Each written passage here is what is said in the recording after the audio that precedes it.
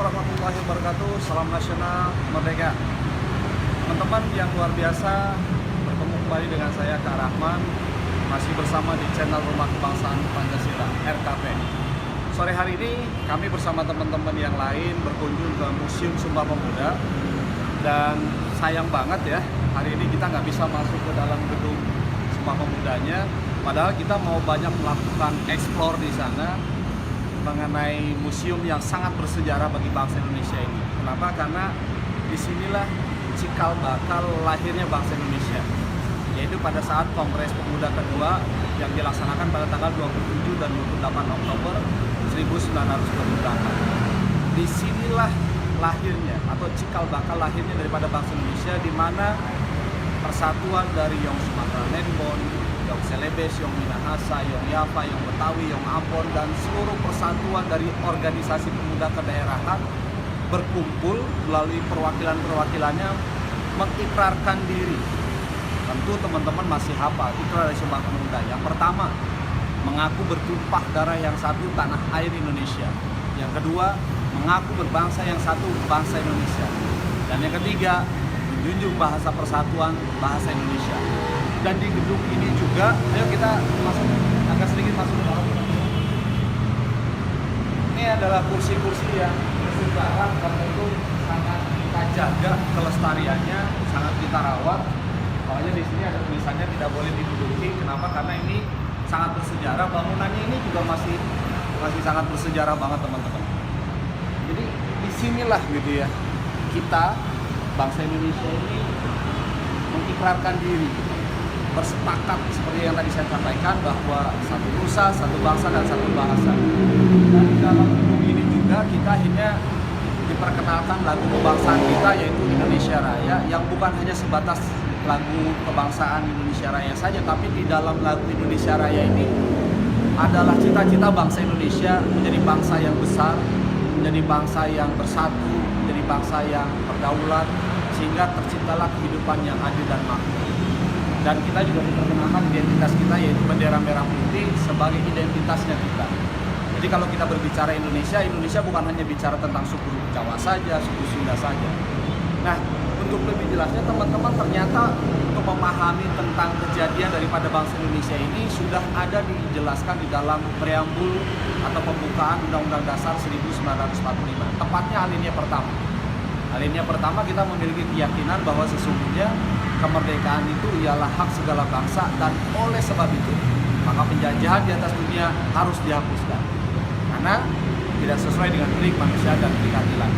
Jadi di alinea pertama pembukaan Undang-Undang Dasar 1945 ini adalah sebuah keyakinan atau kepahaman kita tentang kemerdekaan. Nah, karena bangsa Indonesia punya keyakinan tentang kemerdekaan, bahwa kemerdekaan itu adalah fitrah yang Tuhan berikan kepada seluruh umat manusia di muka bumi ini, akhirnya muncul sebuah kesadaran akan berkehidupan yang merdeka tadi. Yang sebelumnya kita masih berjuangnya itu secara kedaerahan, berjuangnya itu masih sendiri-sendiri, kita berjuangnya belum bersatu secara utuh.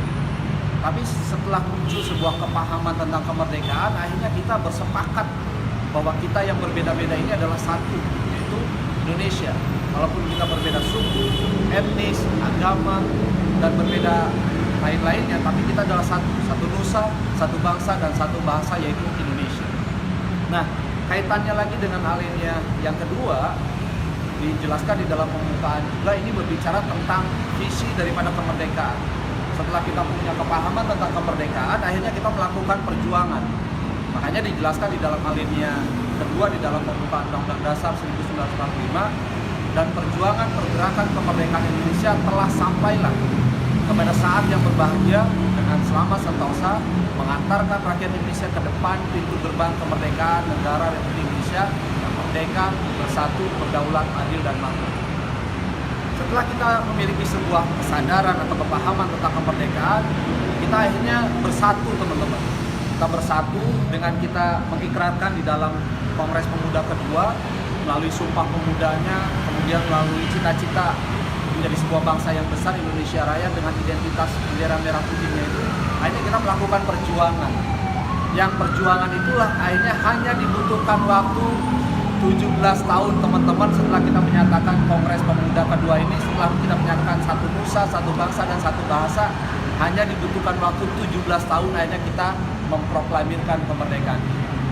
Luar biasanya. Ini gedung yang sangat bersejarah teman-teman.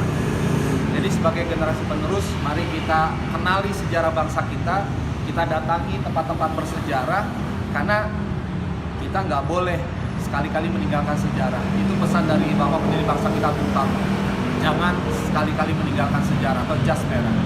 Mari kita berkunjung ke Museum Sumpah Pemuda untuk kita bisa memahami lebih jauh lagi tentang siapa kita dan mau kemana kita. Terima kasih. Kurang lebihnya saya mohon maaf, dan sayang banget kita nggak bisa mengeksplor ke bagian dalam sana ya Bang Muem ya. Iya, tapi Mas. ada yang menarik Bang Muem. Coba kita lihat sini Bang Muem. Di sini ada patung-patung yang perlu kita kenali juga. Ini patung dari Muhammad Yamin. Saya bacakan ya Bang Muem ya. Oke. Dia lahir di Sawalunto, Sumatera Barat 23 Agustus 1903. Dia aktivitasnya adalah anggota Yong Sumatra Nembon di tahun 1926 sampai 1928. Beliau juga perumus resolusi Kongres Pemuda pertama. Beliau juga sekretaris Kongres Pemuda kedua. Beliau juga anggota Indonesia Club GEBO, Wakil Ketua Komisi Besar Indonesia Muda KBIM, dan salah satu tokoh pendiri Indonesia Muda. Luar biasa. Ini tokoh dari Bapak Muhammad Yamin. Selanjutnya ini patung dari tokoh Bapak Muhammad Rojani Suud. Dia lahir di Jakarta 1 November 1906. Aktivitasnya adalah beliau anggota dari Yong Yafa, Yong Islam Bond, dan Pemuda Kaum Betawi. Wah, ini saya sebagai orang Betawi ini, wah, saya bangga karena saya punya perwakilan waktu itu. Ini adalah bapak dari kaum Betawi yang ikut melakukan Kongres Pemuda kedua. Dan yang di sini kita boleh lihat Bapak J. Lemina ya. Dia lahir di Ambon 6 Maret 1905. Ketua Umum dari Yong Ambon, peserta Kongres Pemuda 1 tahun 1926, panitia Kongres Pemuda 2 sebagai pembantu 6. Luar biasa, Bapak. Luar biasa. Jadi itu teman-teman, insya Allah nanti kita keluarkan waktu untuk bisa hadir di Museum Sumpah Pemuda kedua, dan tentu kita akan memberikan liputan-liputan yang menarik lagi. Salam nasional, merdeka. Terima kasih.